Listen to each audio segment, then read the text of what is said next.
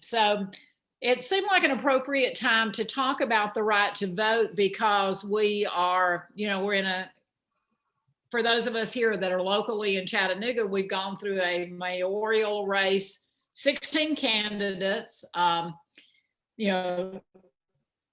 two now facing a runoff, and that election begins tomorrow. But the issue of voting rights is a huge issue, I think, on a national level because of actually conflicts and again in the 2020 election. And I thought it would be kind of fun to kind of go back, trace the history of voting rights, and to also, kind of walk through the 15th Amendment being the first time that the Constitution really talks about voting rights, and then sort of trace voting rights since that time period. So, and please, again, I know I'm notorious for saying this, but yell at me, stop me, wave at me, put a question in the chat box, whatever, however you would like to, because I do get to rolling and I sometimes forget. I will tell you that of course, constitutional history is one of my my passions. I taught constitutional law for about 25 years, and when I was doing my doctoral work, my collateral was in the law school, so I took the equivalent of 1 year of what were my interest actually in the law school. I had to take research and writing for the 3 semesters, but I also, constitutional law, I just fell in love with because I found it so intriguing. And then maybe 25 years ago, I spent a summer out in California at Stanford at the law school doing an intense constitutional law study and really looking a lot at the history of voting rights, because I think we think that the nation was founded as a republic, and a republic is based on the idea of representative democracy. So it's fundamental to vote.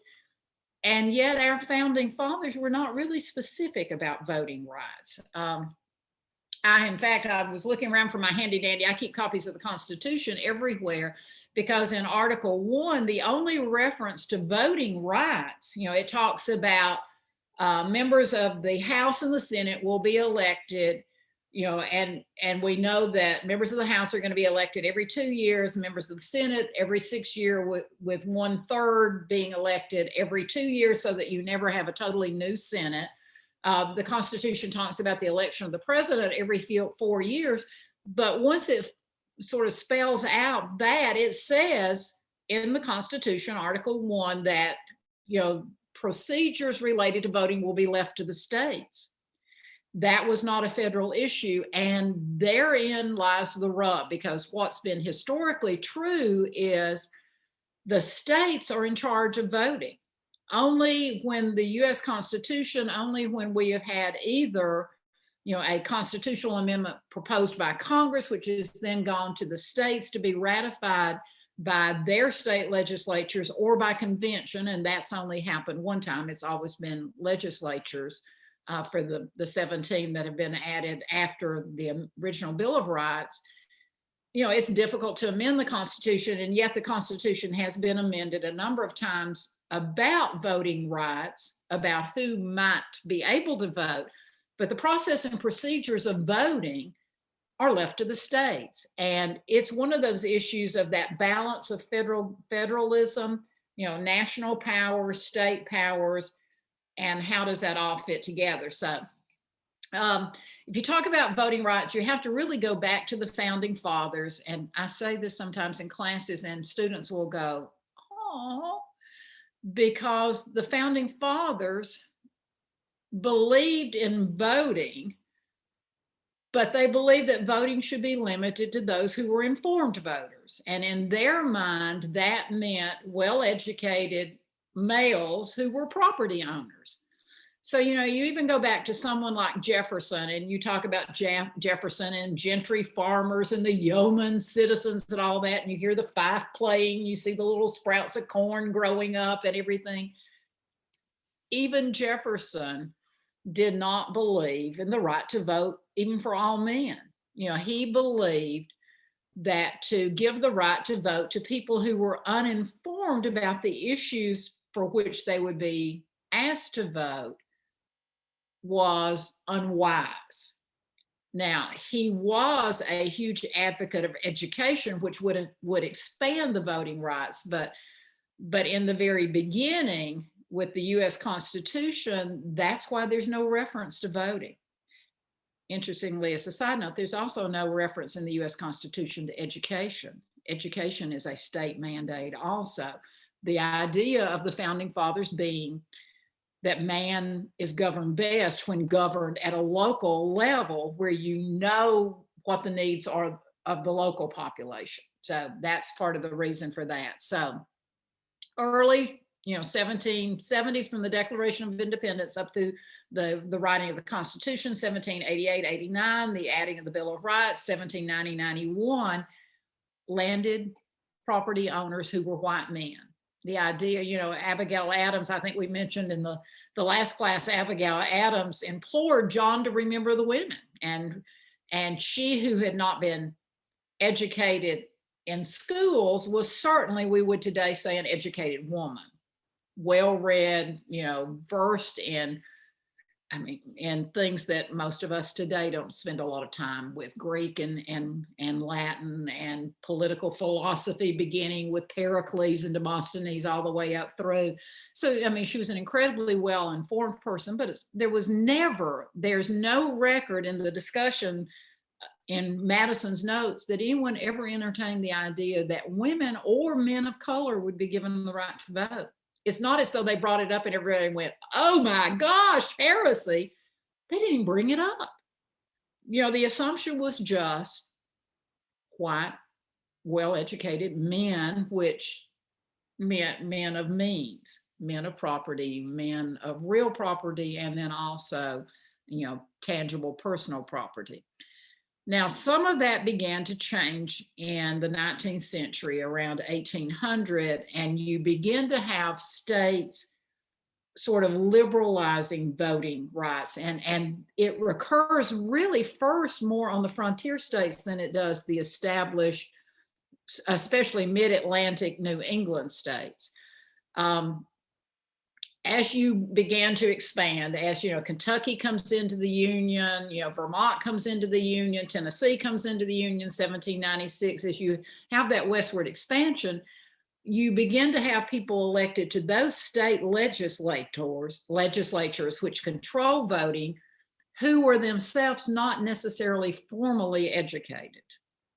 They were learned in that they could read and write, and they were they obviously had become pillars of the community, but the idea of, huge amounts of wealth other than land, and of course, land on the frontier was more easily available because of Revolutionary War grants, all those sorts of things. There begins to be an expansion of voting rights in the early 19th century. State legislatures did not always restrict voting to white property owners. Interestingly, in Tennessee, Tennessee has had 3 constitutions, and in the Tennessee Constitution prior, the Tennessee Constitution 1796, and then prior to the 1835 Constitution, men of color who were free could vote in Tennessee. And I'll say that sometimes in talking to adult groups, talking to Rotary or whatever, and you see this look on people's faces because we don't remember that. That's not something that we're taught very often, but that was true in a lot of the frontier states, Ohio Valley, Michigan, those early states. It became more of were you a free citizen? White men of color who were free. Still no women.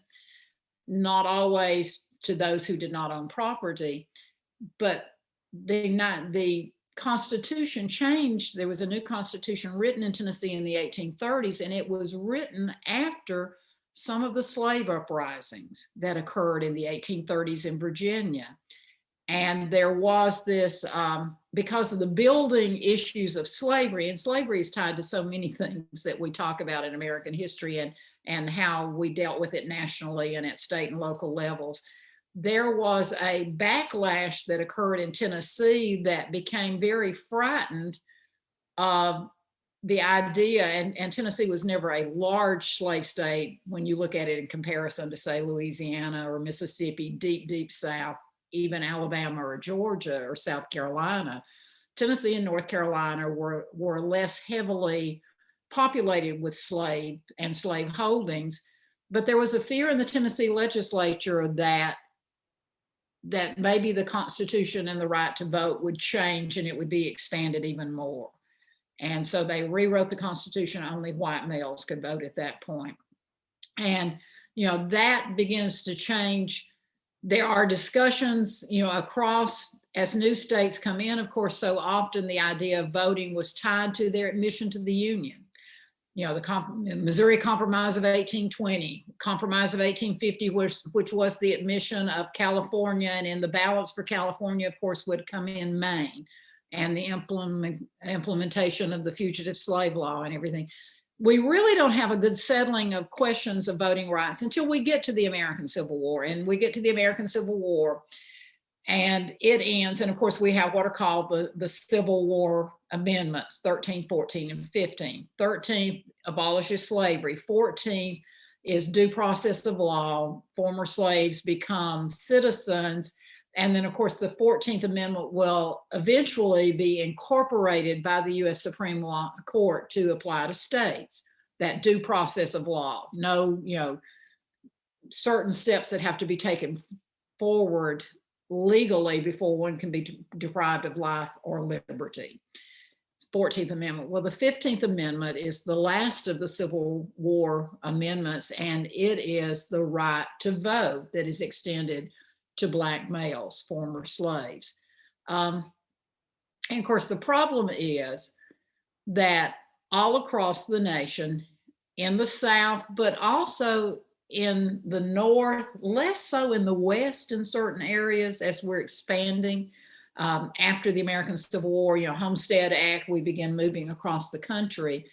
There's a little more equity, equality, and the right to vote in some of those frontier states than there will be even New England, and while they've abolished slavery, while you've got mid-Atlantic states that have abolished slavery, and prior to the Civil War, everyone has, following the Civil War, there's still going to be impediments to the right to vote. And that's when you will begin to see states enacting legislation that is purposely tied to limiting the right to vote. So you can look in the Deep South is always the easiest example to use because they were, quite frankly, the most blatant and transparent in their attempts to eliminate the Black vote that would have been allowed following the Civil War. So you find the imposition of poll taxes. Poll taxes had been used in some areas prior even to the American Civil War, but it was a way not just to keep Black voters from voting, but it was a way to keep poor whites from voting. The original reason for the poll tax. What we begin to find in the South, Deep South in particular, following the American Civil War, was the reinstatement of poll tax. But when you came up to vote, that's why when you go into an election precinct, you have different jobs. And any of you ever helped hold elections? Yeah. So there's always one person who is the judge.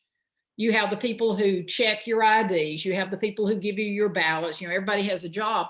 The judge is there a question about this person's legal right to vote? Are they duly registered? Are they in the correct residency? Are they in the correct precinct? All those sorts of things.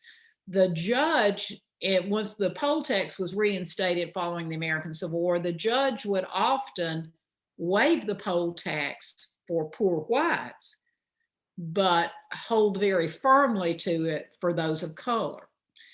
The grandfather clause is a good example. It instituted across much of the South. Tennessee actually has it for a while now. Tennessee gets rid of theirs before most of the Deep South. Tennessee's always been confused. We were a border state. Where were we? Where were we in all this? We were the last state out. We were the first state back in following the Civil War. And of course, we were so terribly divided horizontally with how we felt about issues related to slavery, voting, all those sorts of things. But the grandfather clause said, You could vote if you had had a grandfather that had voted prior to 1860. Well, if you were a male of color, obviously you didn't have a grandfather that had voted in the 1858 senatorial elections. You probably didn't have a grandfather who had voted in the 1860 presidential elections, so you were excluded from voting. But if you were a white who came up who did not have a grandfather who'd vote in those elections, then that would be waived. So you've got poll tax, you've got the grandfather clause. And one of the things that began to be fairly common, not just in the South, but also across the nation, was so you publicized where the voting precinct was. If you live in precinct number 16 in Hamilton County, everybody is going to come to this specific place to vote. I vote at the John A. Patton Center in Lookout Valley. So we're all going to go there. What happened a lot, and we have it documented very, very clearly, across the law in the 1870s, the 1880s, and up through the 1890s in particular, is that you had the standard precinct. I mean, in my home county in Middle Tennessee, where I would vote if I lived on the farm now, it's the same place my grandfather voted in 1940. It's always been at Basel Church of Christ because that was the voting precinct. Well, what they would do is every time there was an election, every 2 years, they would move the precinct voting, but they wouldn't announce it. Or if they did, it was announced in the newspaper. And the newspaper readership in many of those, especially deep Southern states, was limited to those who were white and who were well educated.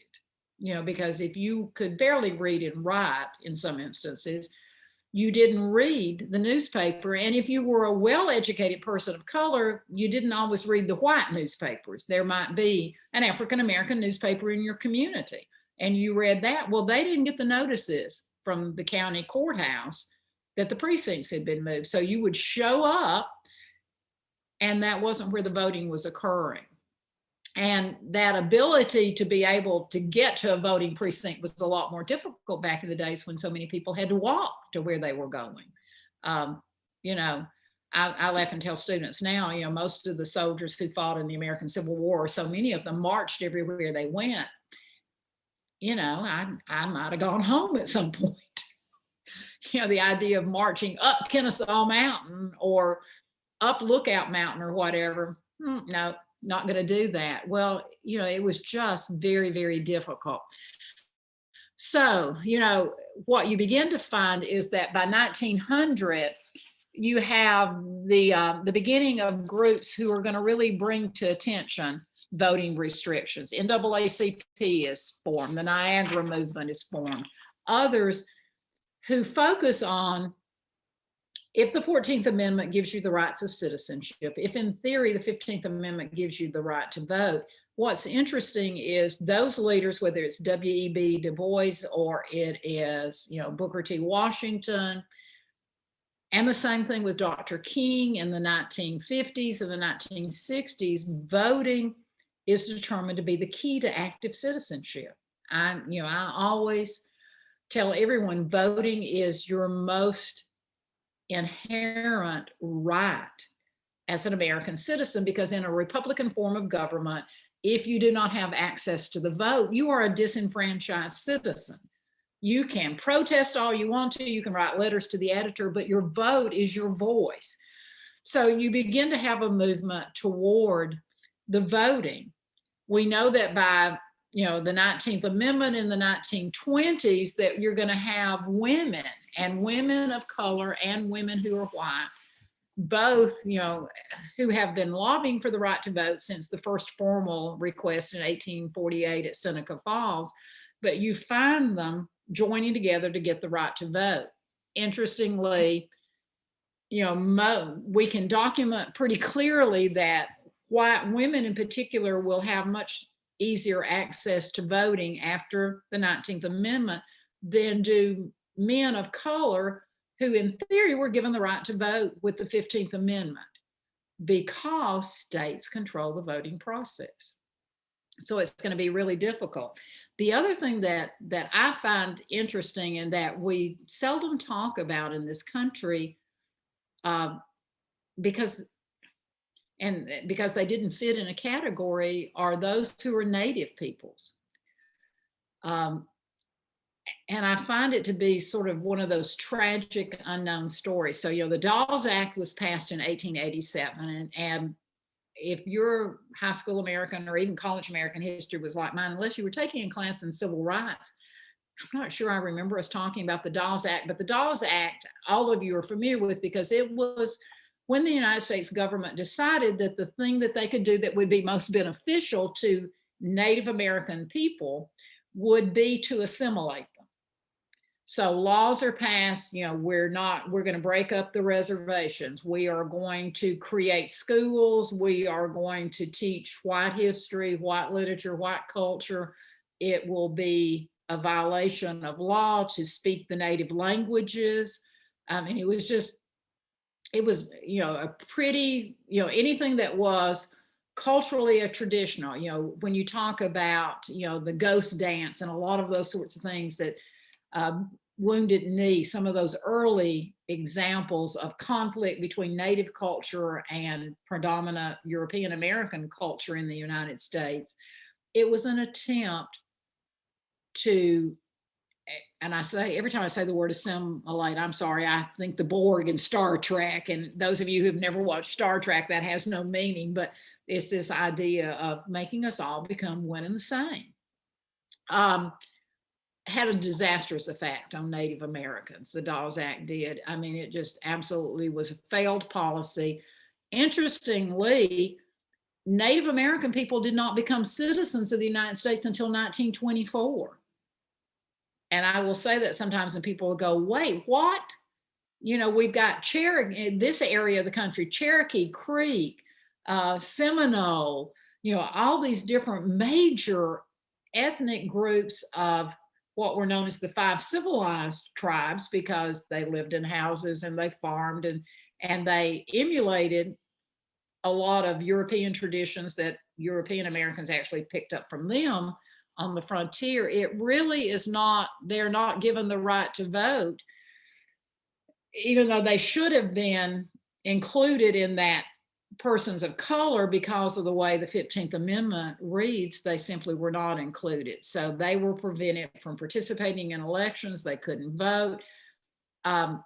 What's so funny is one of the very last states to give the right to vote to Native people was Maine, about as far northeast as you can get. And they didn't really do away with their poll tax on Native people until the 1940s. And I just find that sort of amazing.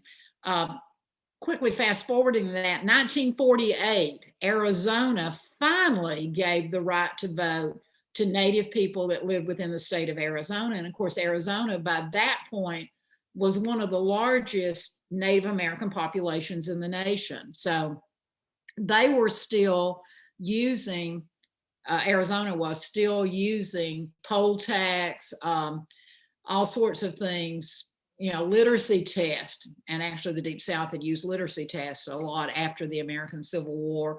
They had used intimidation, all those sorts of things to keep Native people from voting too. So, voting didn't really open for Native people until beginning in the 1920s, but not fully vested until the 1970s, within our lifetime. In fact, some of us remember Alcatraz and the Native American takeover in Alcatraz. Those of us who are over 40 might remember that.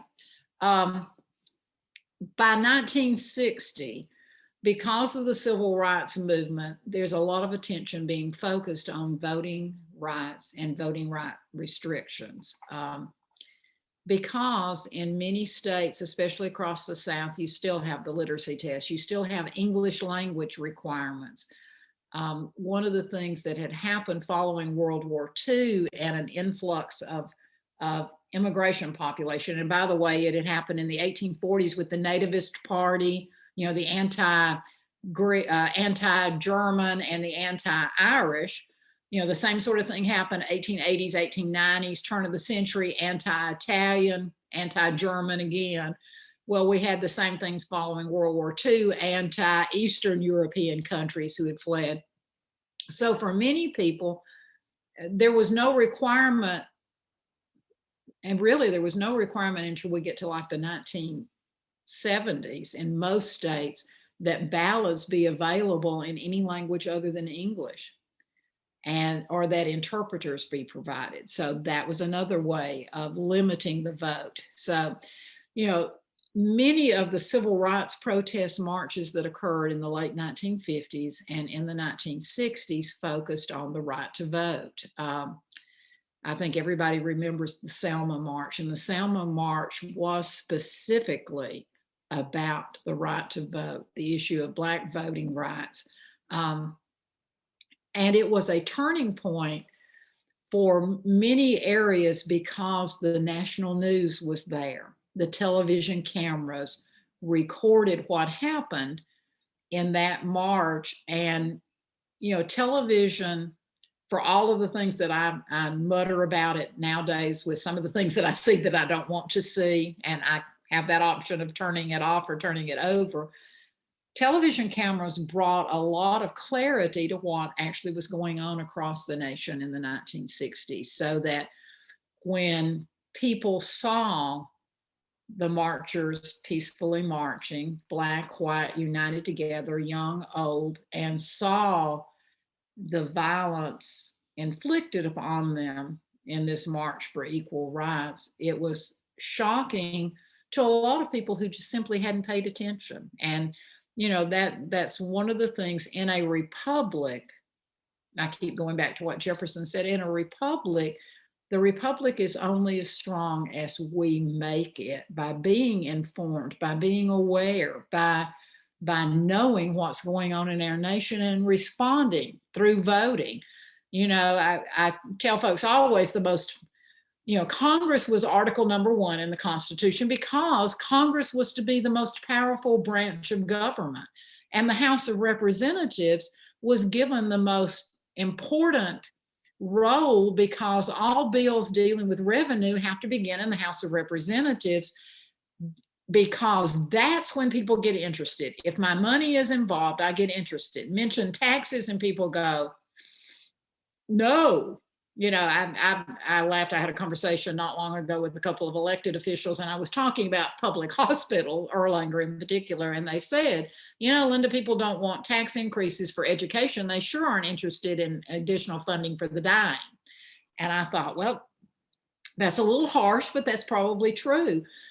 Well, you know, the House of Representatives was to have the most power because they would be the beginning of any bill that has revenue attached to it, has to start in the House. That's why they only serve for 2 years. That vote is so important with the House of Representatives. The founding fathers believed that if someone wasn't doing a good job, they'd be voted out immediately. Now, you and I know pretty much nowadays, if you get elected to office, you are there until you die, or you are caught naked in a fountain in DuPont Circle with a goat. Did she just say that? Yes, she did.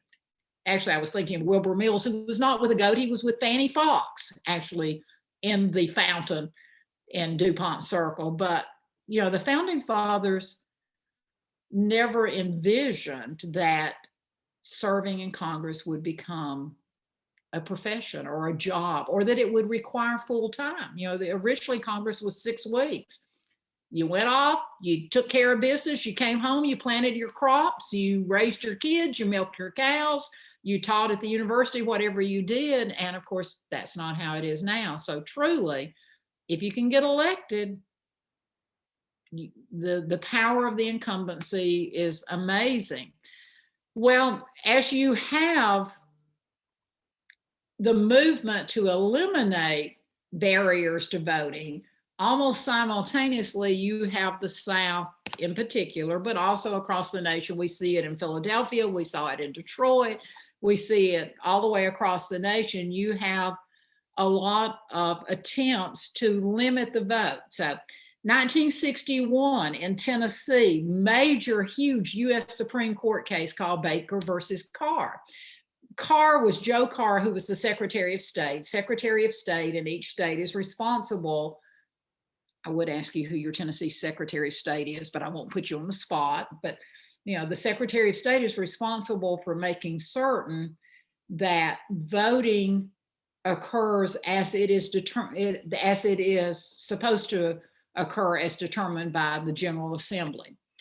Well, Tennessee, as every state does, we have a census. National census occurs every 10 years. You all probably participated in your census last year. I was, quite frankly, was upset that I got the short version. I wanted the long version. Those of us who do genealogy love those census reports that tell you things about your ancestors. But the purpose for the census was never it was not originally intended to document professions, education, all that sort of stuff. The original census was put in place so that states would allocate representation for Congress. Well, Tennessee historically was an agrarian state. This is true of Georgia. It's just that Tennessee got caught first, and it goes all the way to the U.S. Supreme Court in 1961. Tennessee had been doing their censuses, but they had not changed their congressional district lines. And Baker, who was a resident in Memphis, brought a question, because as he looked at the map of Tennessee and the way the congressional districts were laid out, it was not, he did not think it was representative. It was not apportioned according to population, which is why the census occurs. What had happened is Tennessee had never updated their congressional districts. So you could be from the Upper Cumberland, and you might have, and I'm going to make up a number. Once upon a time, I knew the numbers, but let's say that on the Upper Cumberland and Congressional District 4, then you might have 6,000 voters. Memphis Congressional District 9 might have 130,000 voters, and yet they each had one member of the House of Representatives. Obviously, each state had their 2 senators. The House is where apportionment really matters. So 1961, huge landmark case about voting representation, the right to vote, because if my right to vote is diluted representatively, then my right to vote is not a right to vote. And the U.S. Supreme Court came back, Baker v. Carr, and said, Tennessee and all other states that have not updated since, their mid-19th century congressional districts, you are under a mandate to reapportion.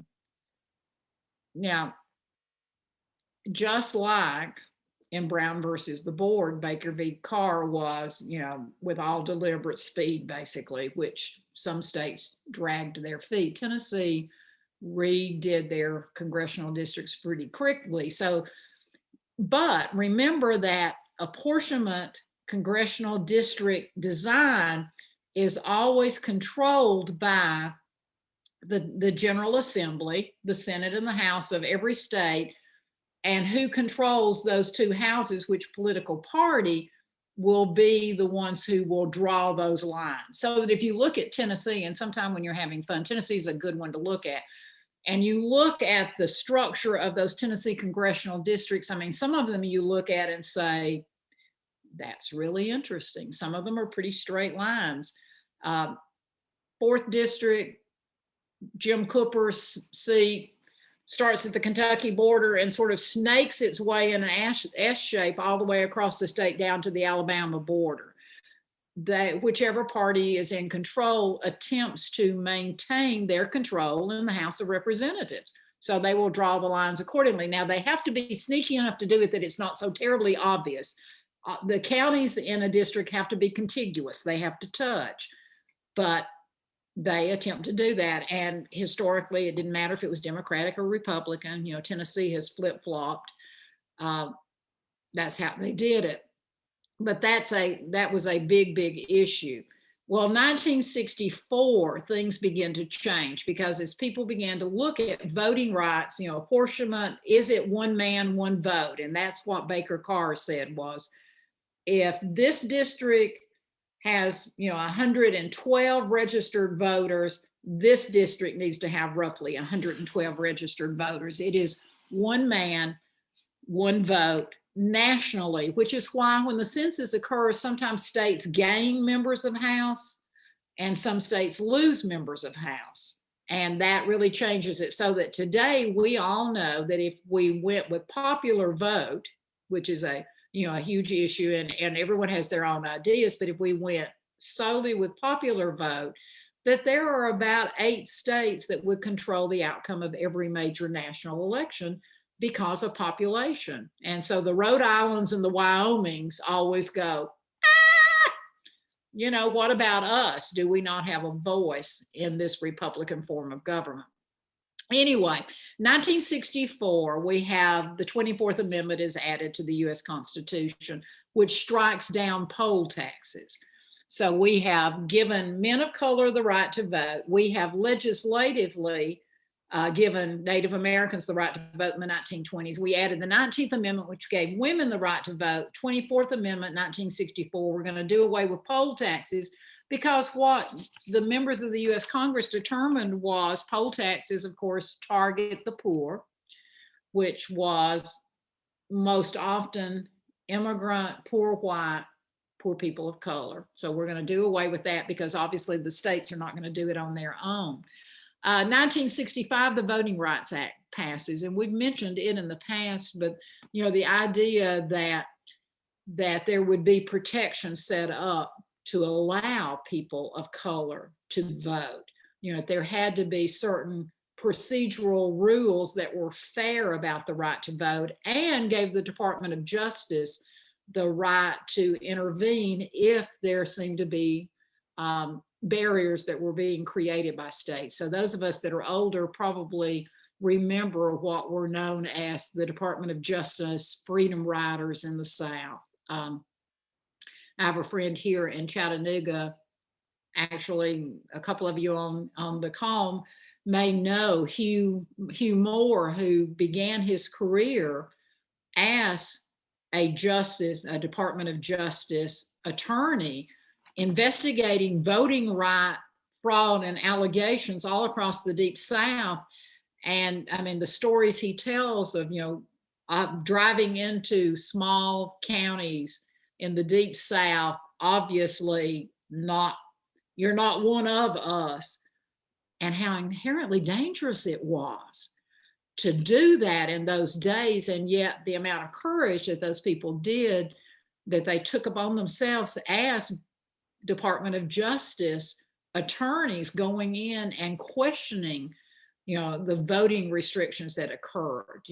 More and more you found states and local governments, because the light was shown on what they were doing, the right to vote becoming at least a little more equitable. Not easy, but equitable. 1971, a few of us on the call will remember, I could hardly wait for my 21st birthday, because, that right to vote was such a big deal. Well, I would have turned 21 in 1973. In 1971, the right to vote was lowered to age 18, and it really was a political movement that was both parties, a bipartisan effort, because of the outcry of those who were serving in Vietnam.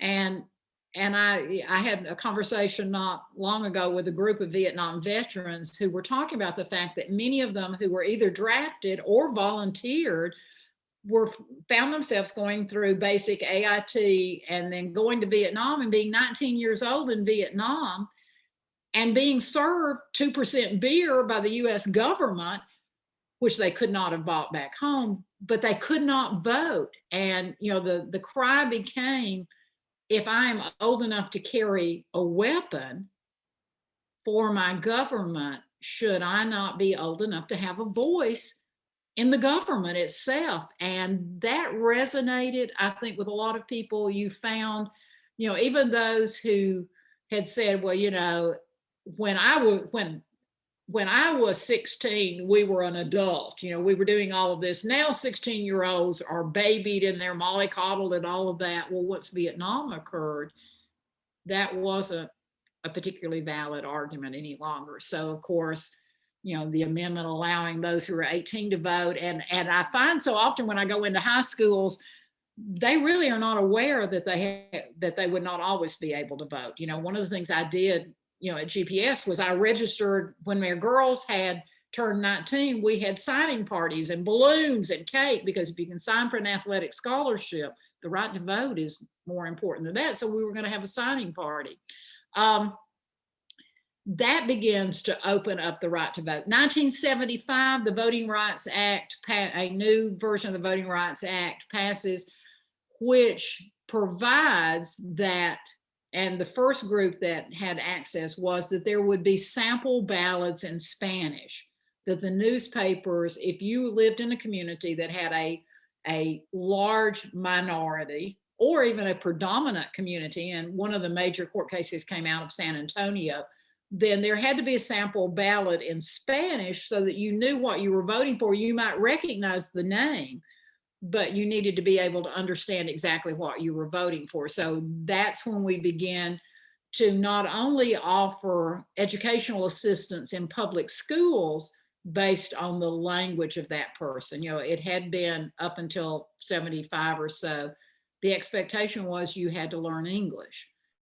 And of course, the expectation still is that you will learn English, but you learn English by kind of being dropped in the deep end of the swimming pool, and you learned it that way. And children historically have always gone home and taught their parents then the English. Well, we decided that there needed to be some adjustments made as far as voting at that point. 1982, Congress passes a piece of legislation that says that voting precincts have to be accessible to those with disabilities.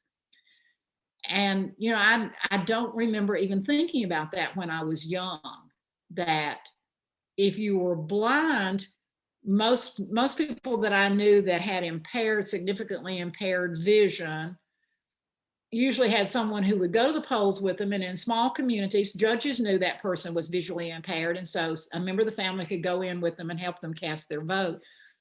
But I don't know that I'd ever really thought about those who were wheelchair bound, or those who, I don't even remember a lot of talk about absentee ballots at all when I was a young adult. But 1982, Congress says you have to make available absentee ballots for those who are handicapped, and all voting precincts have to be accessible for those who have physical disabilities. So, you have a broader base suddenly becoming able to vote, and able to vote relatively easier.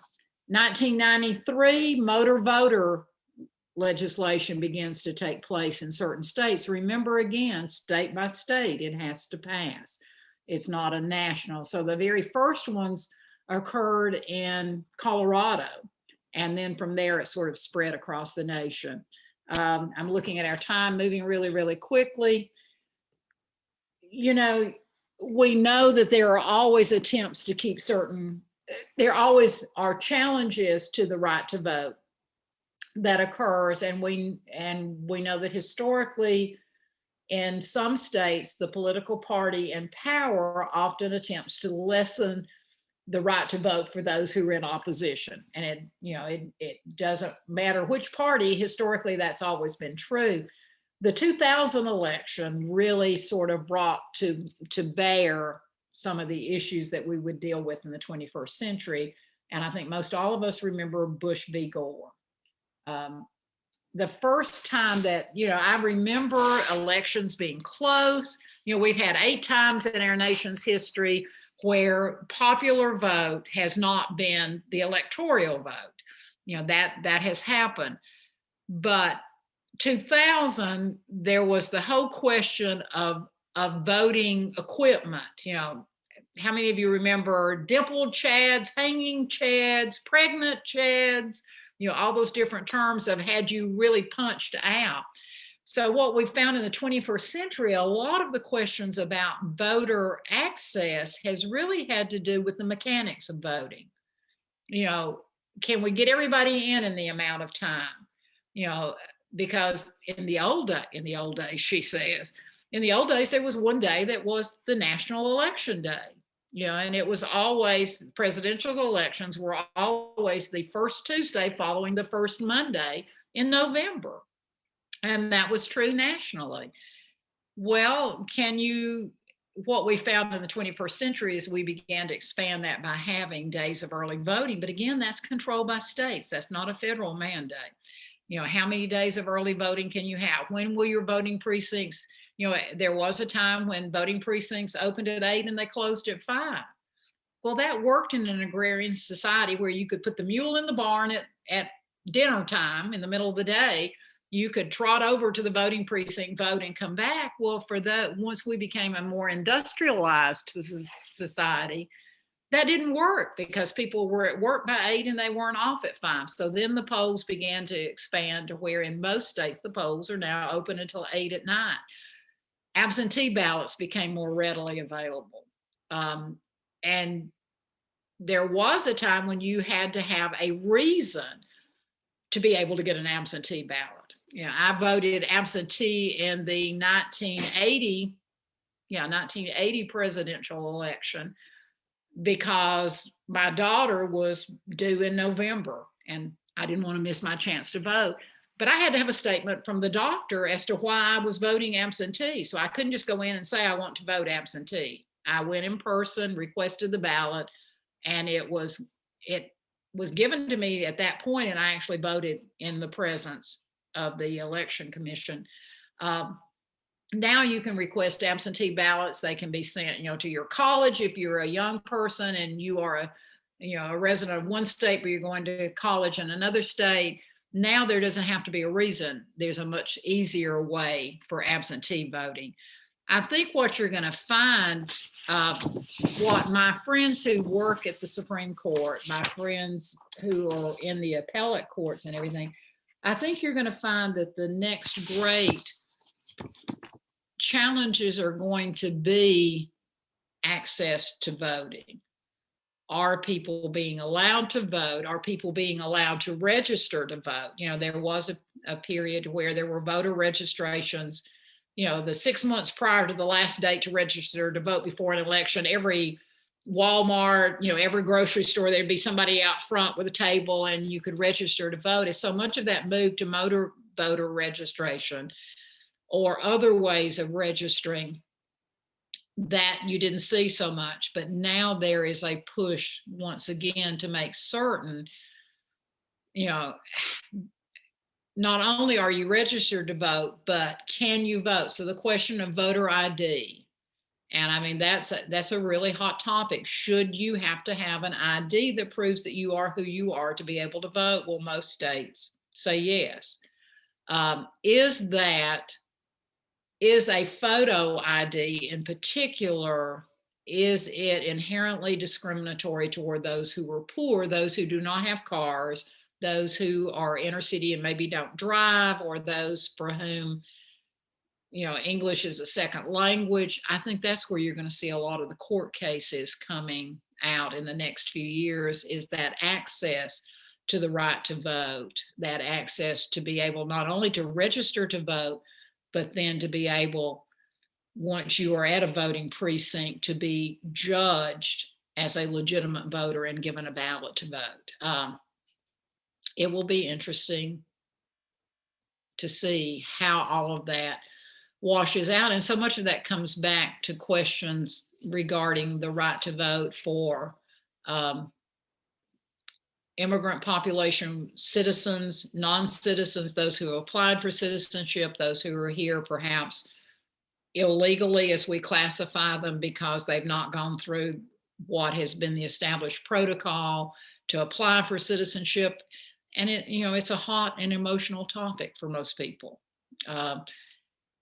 We're going to have to make some decisions, and those decisions will be made in most cases by those whom we elect to office in our states, unless it becomes such an issue that there will be a constitutional amendment.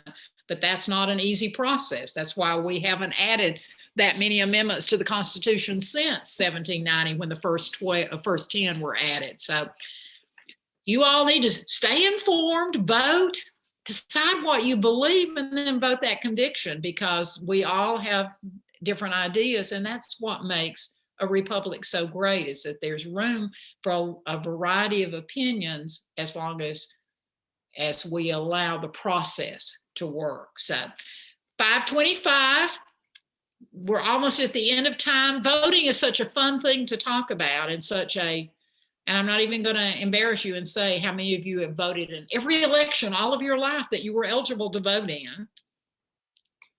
Yes. Yay, look at that. I'm surrounded by believers. Thank you for having participated in drinking the Kool-Aid of citizenship. That it's so incredibly important. The Republic, as Benjamin Franklin said, the Republic will only survive as long as we believe in the right to vote and as long as we exercise those rights. So back to you, back to the library. Our daughter, who has a disability, we feel it by trying to get her to vote. And the absentee really helped because we could sit and explain stuff. But we always gave her the right, and then she went off and put it in the mailbox. But now that she's on her own, thank goodness, and living independently, she just doesn't really care because it's so confusing. And it is beyond her. But the other thing I want to say is that we need to bring civics back into the classroom. I know you've done that, and because you have to have an informed citizenry to be able to vote. You really do. And you do. You do. Oh, and I agree so wholeheartedly. I mean, even for those of us that are informed, quite frankly, sometimes once you get through the candidates and you start reading the resolutions or things, and the way they're worded, often if you're for it, then you vote no, or I mean, it's just horrendous. We have to have civics, and we have to constantly, I've often said that if I end up being the Dan Martino, and those of you that have been around a long time will know it, the Dan Martino of Chattanooga, it will be because I'll be standing on a street corner with a flag and a copy of the Constitution that says vote, be an informed voter, know what the issues are, don't trust one media source, search through it all on your own and form your own opinion. And you know what? That's hard because our lives are busy. People are working jobs, and families, moms and dads are working, kids are, education has become a full-time job, even for high school students. It's hard to be informed. You have to make a concerted effort, and that's tough. But I really do. I tell my students all the time, all I want out of them when I am, in Morning Point or whatever is once a week, one of them comes by and says, the State of the Union is strong. The Republic is surviving. That's all I want to know. And I trust them to be informed and to keep it going. We have such a wonderful system if we can keep it. And that's 5:28. I guess I need to hush. I'm so glad. And I'm, having that access to vote, and it's hard for those who have disabilities. My son has Asperger's, and I make him vote, and we talk about issues, and he doesn't agree with me about 50% of the time, and I don't care. As long as he knows what he believes, that's the way the system works. And I will say, I canceled your vote. And he'll say, but I canceled your vote. So, that's the American way. The family that argues together votes together. Thank you all so much. Linda, I was also going to say, I think a lot of people don't realize it, but the library, we try every election to have printed materials and information and provide all of that. And, we get tons of reference phone calls around election time, people wanting to know, like, who's on the ballot, what's going on, what is this measure, stuff like that. And our staff does a great job of vetting it and giving the right answers. And thank you. Yeah, and we also this year, the Hamilton County Election Commission didn't really provide a whole lot of guide. There was a bit of materials. Yeah, so but Hamilton County Voters Coalition reached out to us, and we did have somebody on staff make sure it was 100% nonpartisan. Right. And so you can go to, I think it's tvcoalitions.org and find voter guides by county now, and it's a really good resource for us statewide anyway. Hey, we need to, those of us that have friends that say, oh, I'm not going to vote because I don't really know the difference in the candidates and everything. That's a wonderful source to send people to, Mhm. and we have done a better job, I think, in the mayoral election by having more face-to-face debates. I mean, so often debates don't occur because if you're the incumbent, you don't really want to give the opponent an opportunity Yeah. to debate you. I mean, that's just the reality of politics. But, this mayoral election, several times, the two final candidates have engaged in debate. So, hopefully people are informed voters, but it's just so incredibly important. I feel like I should have something tattooed on my forehead that says vote informed. But anyway, thank you all for being here today and spread the word. We will still be running bipartisan, non-political voter registrations out in the communities.